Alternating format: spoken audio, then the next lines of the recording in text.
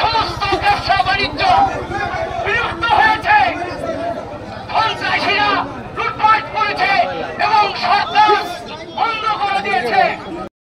তেমনি ভাবে আগামী নির্বাচনে তারিখ জিয়া পশ্চিম পাথরে ঘষা দিয়ে নমিনেশন দিবে। বিশ্বাস করি আমাদের নেতা কত সাড়ে 15 বছর তাদের অতীত ইতিহাস বিচার করতে হবে, বুঝতে হবে। কিন্তু আপনারা জানেন এখানে প্রচুর বেস্টের জিয়া রহমান খানের কর্মী নেতারা আছেন, তাদের আমল থেকে শুরু করে এই দূষণরা বরাবরই তার বিপক্ষে নির্বাচন করে আওয়ামী লীগের পক্ষে নির্বাচনকে কিন্তু যদিও কখনো বলে নাই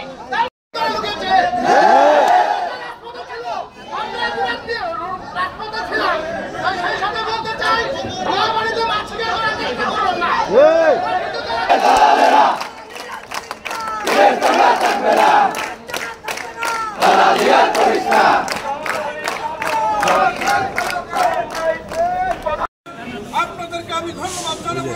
একটা বোমের গুয়ার মধ্যে কিছু নাই। হ্যাঁ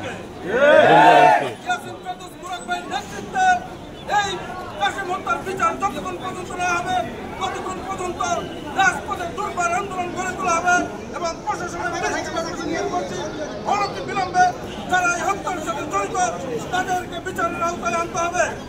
সাবধান হয়ে যান, ইয়াসিন ফেরদৌস মুরাদ ভাইকে নিয়ে আগামীতে কোনো কটু কথা বললে ধামরাইতে রাজপথ বন্ধ করে দেওয়া হবে।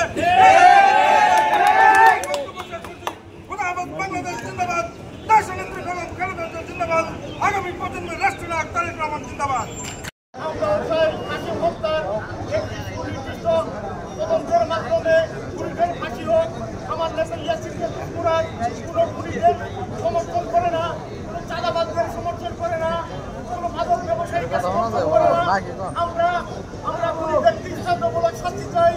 ইনশাআল্লাহ আগামী দিনে আমার নেতা ইয়াসিন ফেরদৌস মুরাদকে নিয়ে কথা বলবে, কথা আমরাও বলবো। 17 বছর রাজনীতির ইতিহাসে তারা কোথায় ছিলেন এটা আমাদের দেশের সবাই জানে।